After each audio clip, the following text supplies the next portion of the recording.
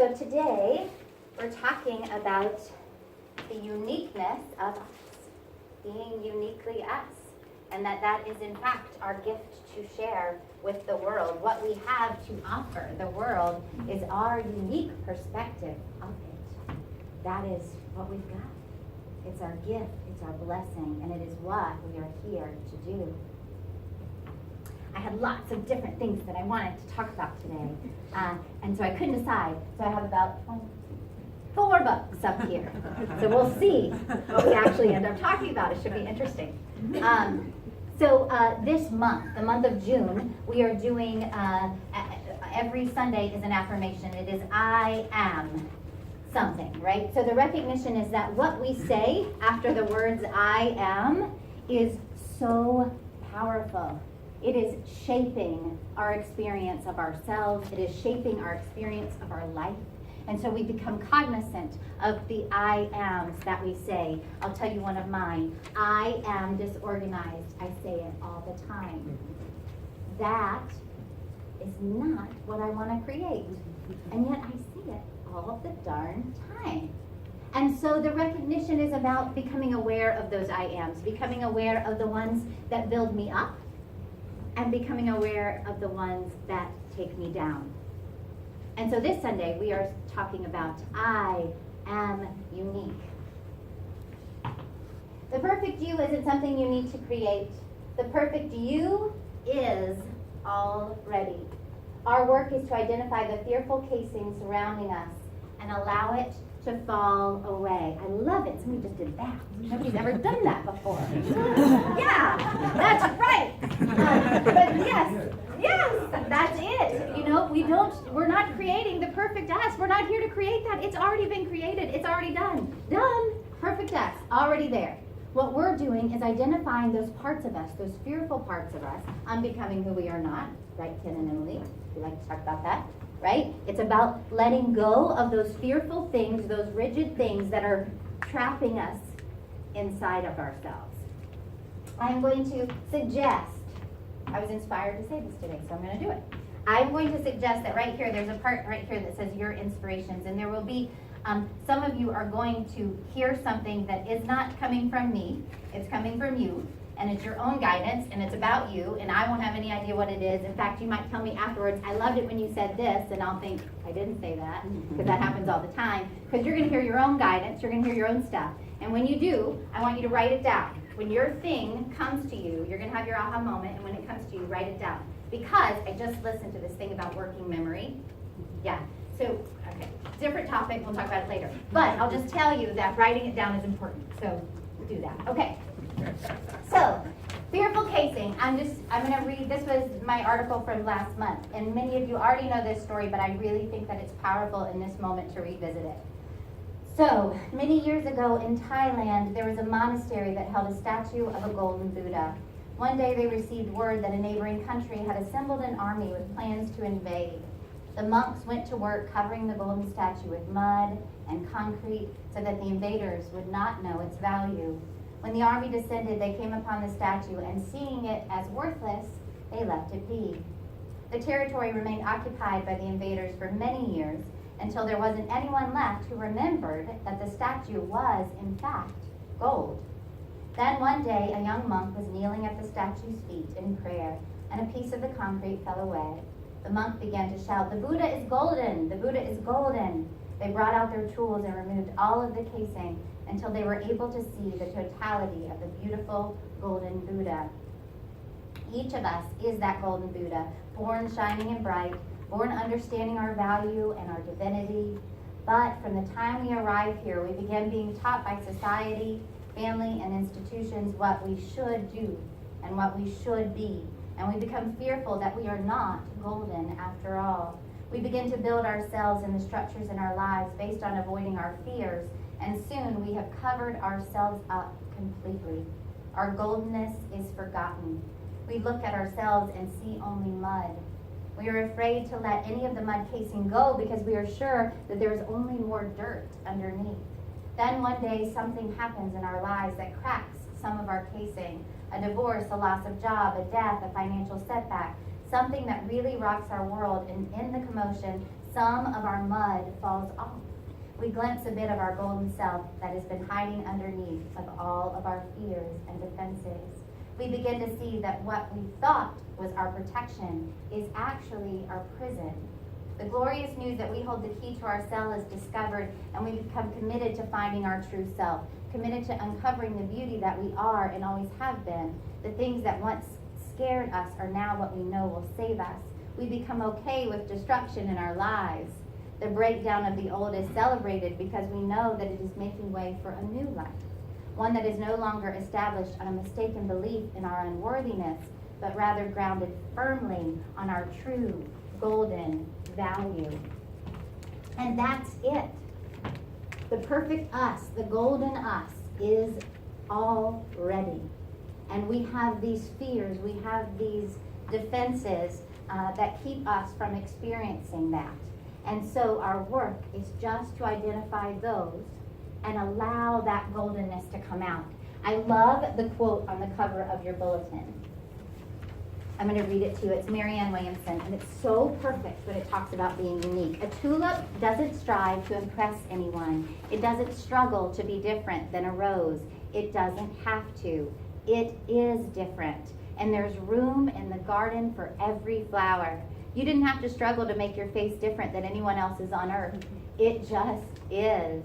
You are unique because you were created that way. Isn't that amazing? And I can think it. I don't know what's going on back there, but I'll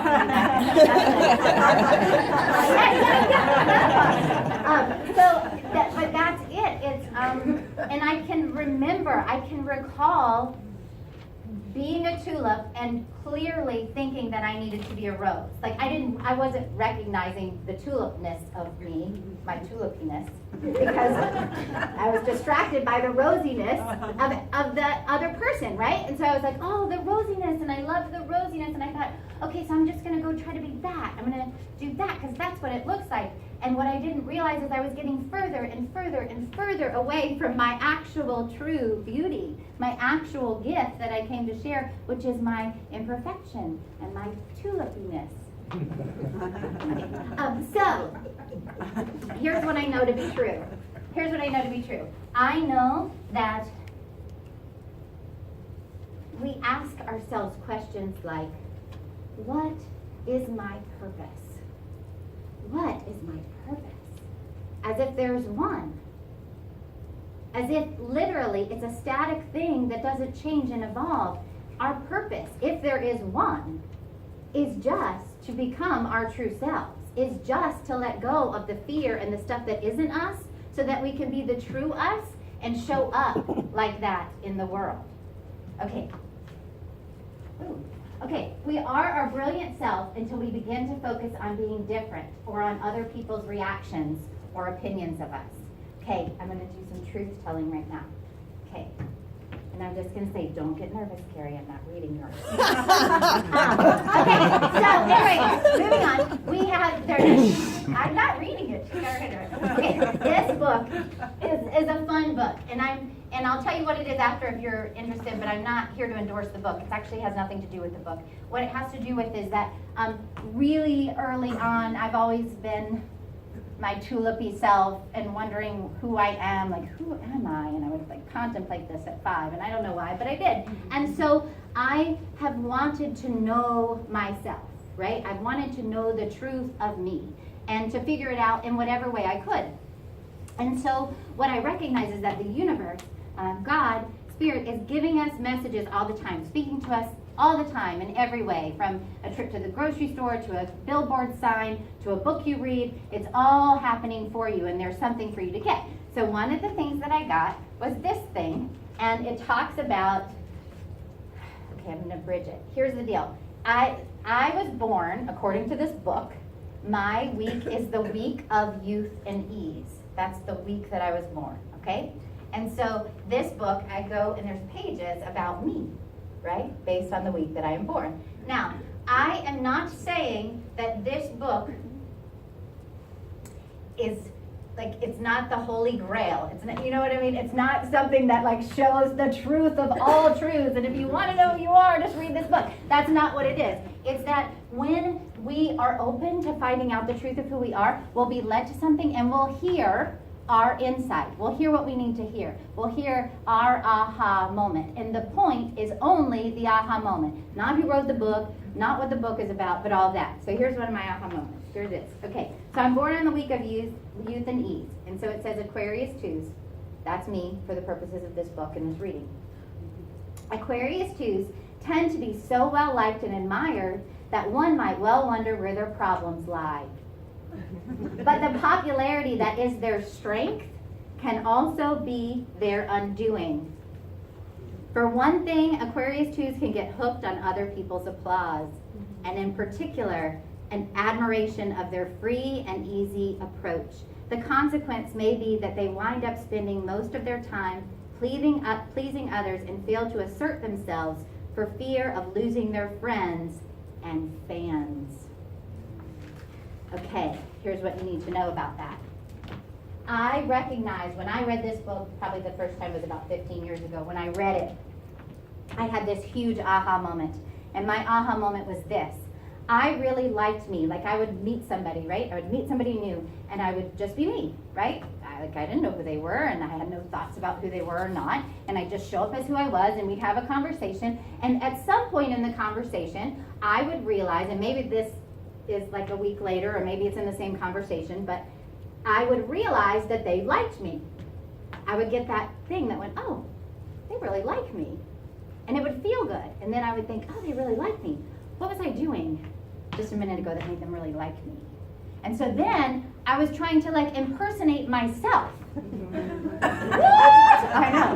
You don't even want to be in there. But that's what was starting to happen. At some moment, I would go, oh, they really like me. Oh, isn't that cool? They really like me. What was I doing that made them really like me?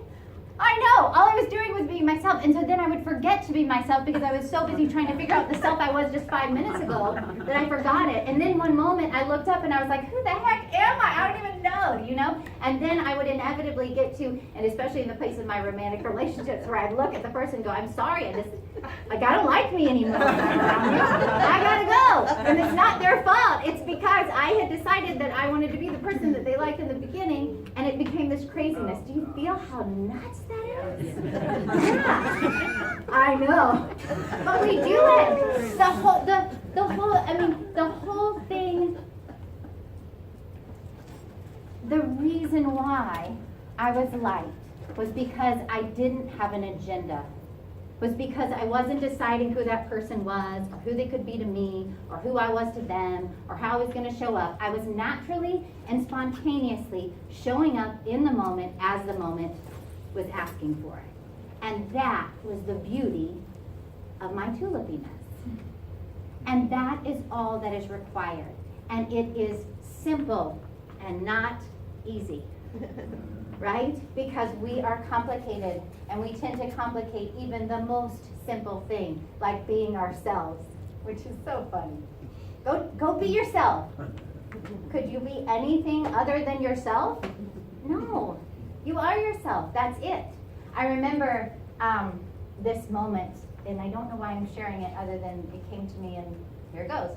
So about, it was a long time ago, 20 years ago maybe. It was New Year's Eve, and I was going on a trip with some people, and we decided, that we would film. And this was, we didn't have cameras on phones. There was other kinds of, you had to have like a camera.